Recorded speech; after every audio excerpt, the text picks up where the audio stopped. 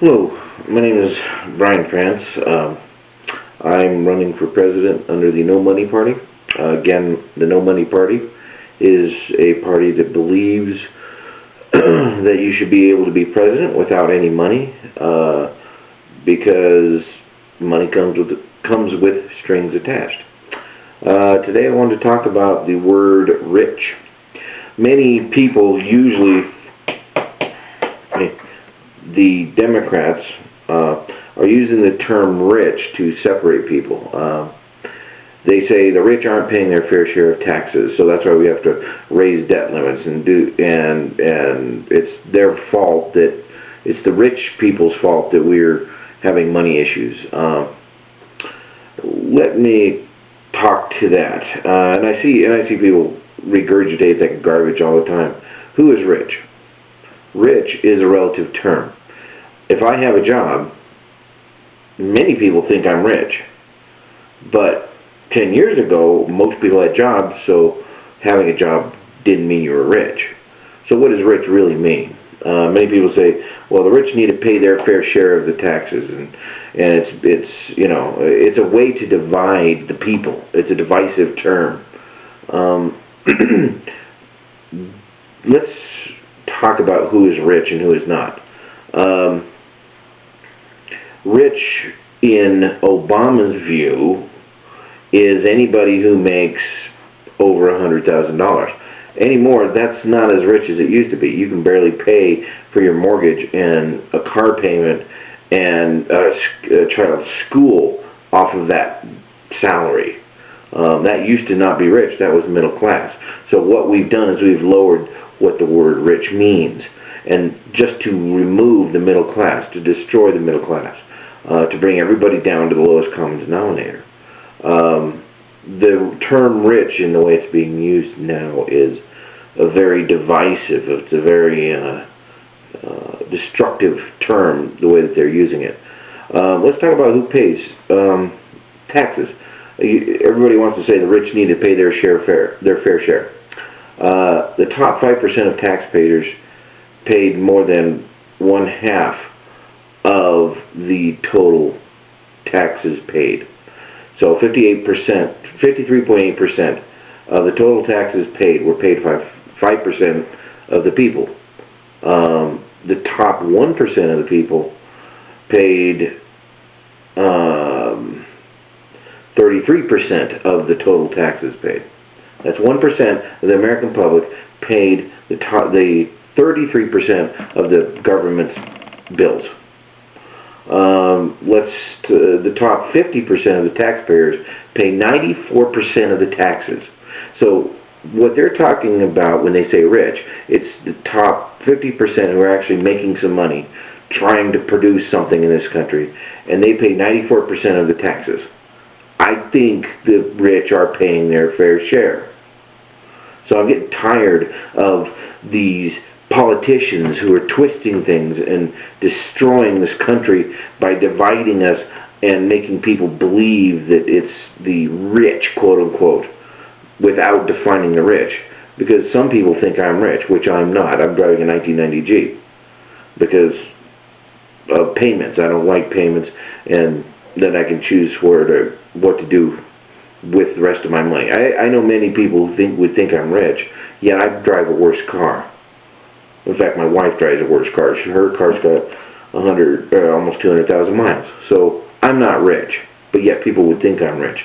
But I am one of the people paying taxes, and I'm one of the people paying 94% of the taxes. So I don't want to hear it anymore. Anybody who uses that rich, the term rich, should pay their taxes, and that includes Obama and all of the Democrats who want to divide this country so they can conquer it and destroy it into a socialist haze. They are using this term to use people's jealousy to divide. And the term rich is a way to make it. Basically, if these people, the way these people are using the term rich is to remove the humanity of another person that has more than them. It's jealousy. It's nothing more than jealousy. So if you use the term rich and the rich should pay their fair share, you're just jealous of anybody who has more than you, so you call them rich. so that you can reduce their humanity, so that you can get the government to take their money and give it to you. The government has never given anything to anybody that it didn't take from someone else. The government has nothing inherently. The government only has what it's given by its citizenry. So I'm tired of people using the term rich to divide this country. It's time to quit dividing this country. It's time to get back to work. It's time to get all people working towards a common goal. We need a goal in this country. We don't need division. We don't need divisiveness that this current government does. So if I am elected, I promise to unite this country under common goals and start producing things and start creating jobs instead of making explanations or making excuses and dividing the country, because that's all that seems to be happening right now.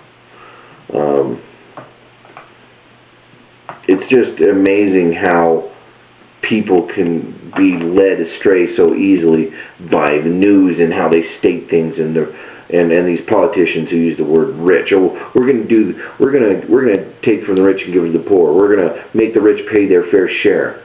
They are paying their fair share. The rich are. 94% is paid by half the people. So half the people in this country aren't paying hardly any taxes. So who's paying their fair share? I'm tired of hearing it. It's ridiculous.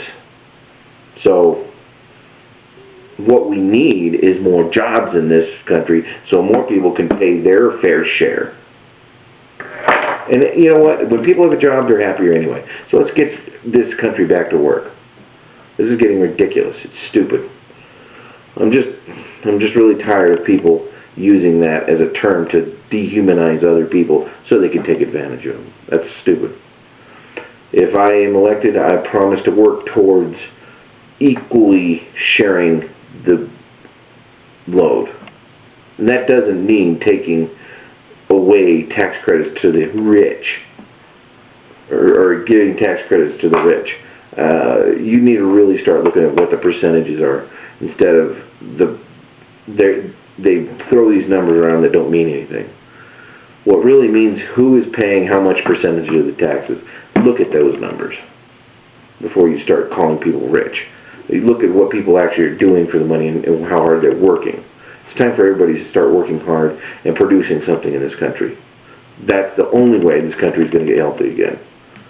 And we shouldn't be raising debt limits. We should start spending less in the government so that the people don't have to pay so much money. I'm getting really tired of that too. So I promise if I'm elected president that I will not raise a debt ceiling. That just won't happen. I won't ask for it. I will veto it. That's not something that needs to be. We should be passing our debts on to our children. That's ridiculous. And I don't even have children.